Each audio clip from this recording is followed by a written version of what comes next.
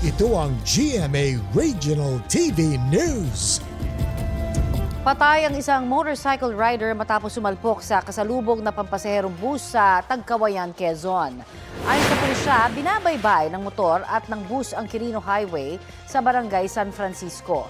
Bigla pong napunta sa linya ng bus ang motor. Sinubukan pa raw iwasan ng bus driver ang motorsiklo pero hindi kinaya dahil sa lapit ng distansya. Dead on arrival sa ospital ang rider. Sinusubukan pang makuhanan ng pahayag ang kanyang mga kaanak. Nasa kustudiya na ng mga otoridad ang bus driver na wala pang pahayag. Patuloy ang investigasyon.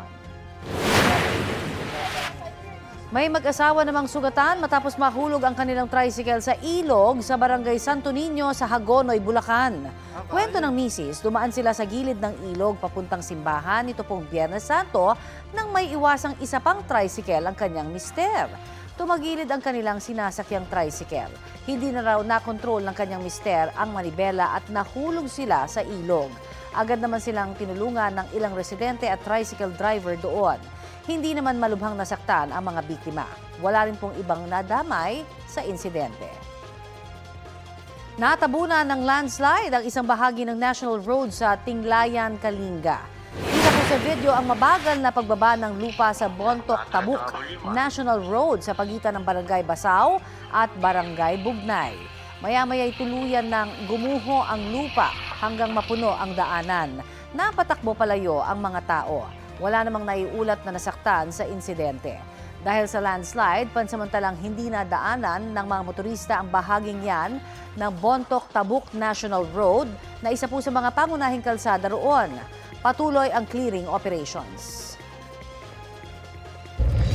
Ito ang GMA Regional TV News. Sugatan ng 3 tao matapos magkagulo ang 2 grupo sa isang ilog sa Kalinog, Iloilo.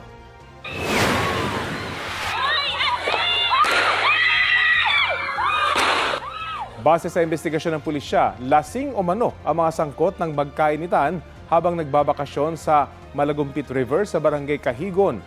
Tinaga ng isang lalaki ang isa pang lalaki dahilan para barilin ng isang miyembro ng Citizen Armed Forces sa Geographical Unit ang tumaga. Nadamay pa ang isang barangay kagawad na balak sanang umawat sa gulo. Isinugod sila sa ospital at nasa ligtas na ang kalagayan. Matagal nang alitan ang tinitinang dahilan ng pulisya na sanhi ng gulo. Sumuko rin kalaunan ang namaril ng miyembro ng CAF Group. Wala siyang pahayag. Maharap ang mga sangkot sa reklamong frustrated homicide.